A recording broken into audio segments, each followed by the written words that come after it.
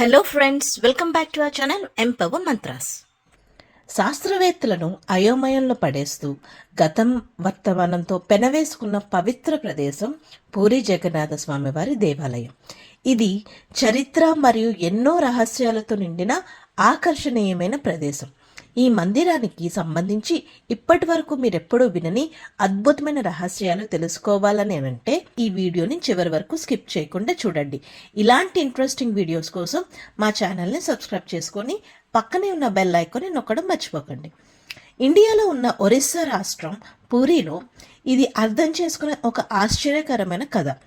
ఇప్పుడు అందుబాటులో ఉన్న ఆధునిక టెక్నాలజీ కానీ సైంటిస్టులు కానీ దీని వెనుకున్న రహస్యాలు తెలుసుకునే ప్రయత్నం ఎంత చేసినా సాధ్యం కాలేదు. సైన్స్, జియోగ్రఫీ, ఫిజిక్స్, కెమిస్ట్రీ, అలాగే మనం ఇప్పటి వరకు నమ్ముతూ వస్తున్న ఎలాంటి టెక్నాలజీ అయినా ఇక్కడ ఫెయిల్ అవ్వాల్సిందే. హిందూ ధర్మం ప్రకారం 4 సుప్రసిద్ధ పుణ్యక్షేత్రాలు ఉన్నాయి. వాటిని చార్ధామ్ అని కూడా అంటారు. అవేంటి అంటే బద్రీనాథ్, ద్వారకా, పూరి, రామేశ్వరం. ఈ 4 దేవాలయాలను కలిపి చార్ధామ్గా పిలుస్తారు. మనం ఇప్పుడు తెలుసుకోబోయేది ఈ 4గిట్లో ఒకటైన ఒక అద్భుతమైన చరిత్ర కలిగిన పూరి జగన్నాథుని మందిరం. ఇక్కడ ఇప్పటి వరకు కూడా శ్రీకృష్ణుడి గుండె కొట్టుకుంటుంది. ప్రతి ఆలయంలో విగ్రహాలు సాంప్రదాయకంగా మెటల్ లేదా రాతితో గాని తయారు చేయబడతాయి. కానీ జగన్నాథ ఆలయంలో విగ్రహాలు చెక్కతో తయారు చేయబడ్డాయి. అలా ఎందుకని మీకు కూడా అనిపిస్తుంది కదా, నేను మీకు వివరిస్తాను. 3102 బీసీ కాలం నాడు జారా అనే వేటగాడు వేటాడుతున్నప్పుడు పొరపాటున అతను సంధించిన బాణం సరిగ్గా శ్రీకృష్ణుడి పాదంలోకి దిగుతుంది. ఆ వేటగాడే శ్రీకృష్ణుడి యొక్క అంతిమ సంస్కారం కూడా చేస్తాడు. చితి ఆరిపోయిన తర్వాత చితిలో కాలిపోకుండా ఒక వస్తువు మెరుస్తూ కనిపిస్తుంది.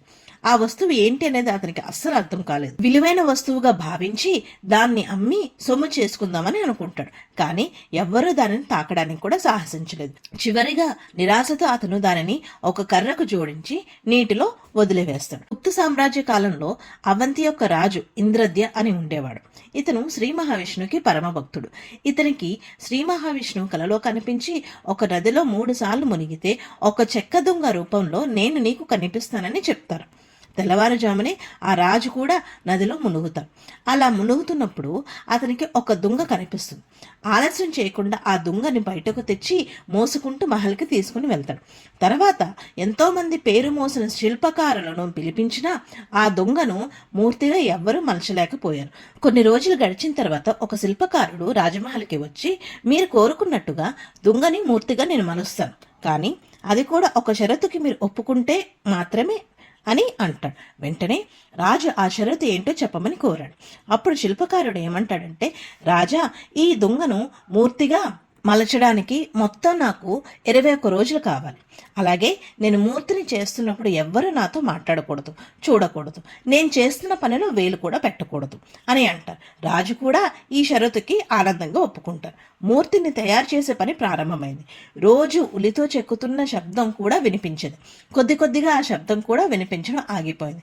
అవంతి మహారానికి ఏమనిపిస్తుందంటే, ఆకలి మరియు దాహం వలన శిల్పకారుడు మరణించి ఉంటాడు.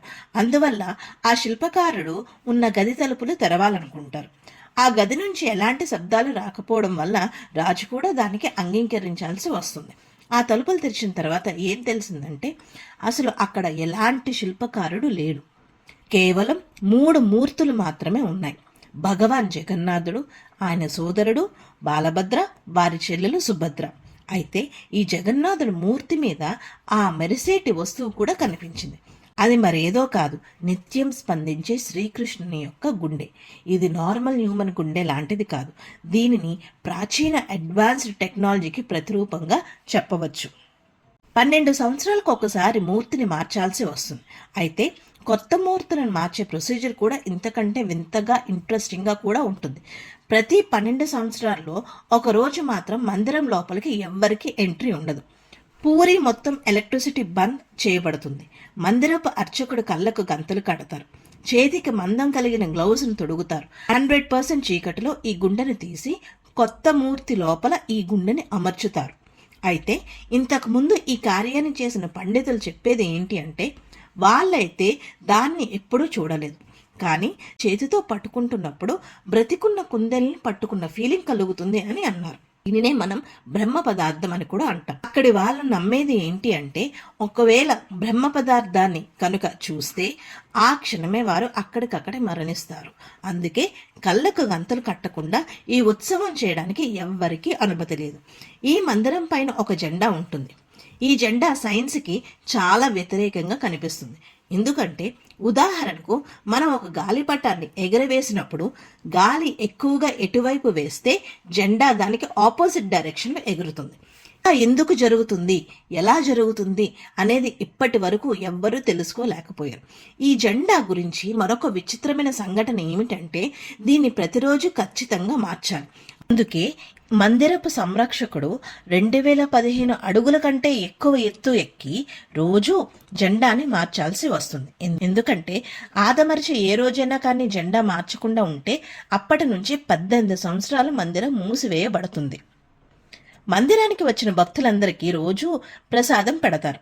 అయితే జగన్నాథుడి మందిరంలో జరిగే ప్రతి పనిలో ఎక్కడో అక్కడ ఏదో ఒకటి ఆ భగవంతుడి లీల దాగి ఉంటుంది. మందిరంలో రోజు 500 మందికి సరిపడే ప్రసాదం తయారు చేయబడుతుంది. రోజు మొత్తం ప్రసాదం పెడుతూనే ఉంటారు. ఒక్కోసారి వేల సంఖ్యలో భక్తులు వస్తూ ఉంటారు.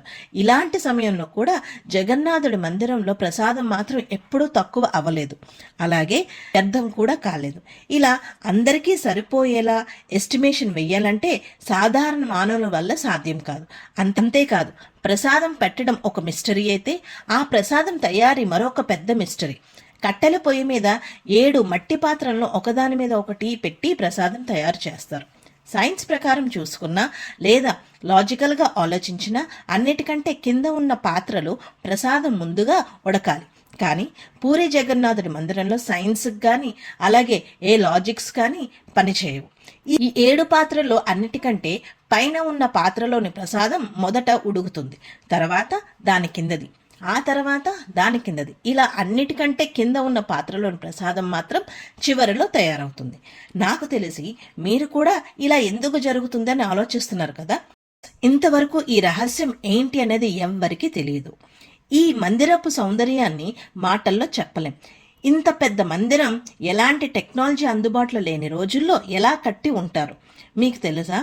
215 అడుగుల ఎత్తు కలిగిన ఈ మందిరపు గోపురం లాంటి గోపురం ఇప్పటి వరకు ఎక్కడా లేదు. ఆశ్చర్యంగా ఉంది కదూ? ఎస్, ఇది నిజం. పూరి జగన్నాథుడి మందిరం గోపురం యొక్క నీడ ఇప్పటి వరకు నేల మీద పడిందే లేదు. ఇప్పుడు ఎలాంటి వాతావరణంలోనూ ఏ రోజైనా ఏ టైంలోనూ ఈ మందిరపు గోపురం నీడ మనకు కనిపించదు. మనం ఎంతగానో నమ్మే సైన్స్ కూడా దీని వెనకున్న రహస్యం ఏంటి అనేది కనుక్కోలేకపోయింది. వింటుంటే ఎంత బాగుంది కదూ, చాలా ఎక్సైటింగ్గా కూడా ఉంది కదా. మరి ఇలాంటి అద్భుతాలు తెలుసుకోవడానికి, వినడానికి, కొత్త కొత్త విషయాలను కథల రూపంలో తెలుసుకోవడానికి మా ఛానల్ని సబ్స్క్రైబ్ చేసుకోవడం మర్చిపోకండి. మళ్ళీ నెక్స్ట్ వీడియోలో కలుసుకుందాం.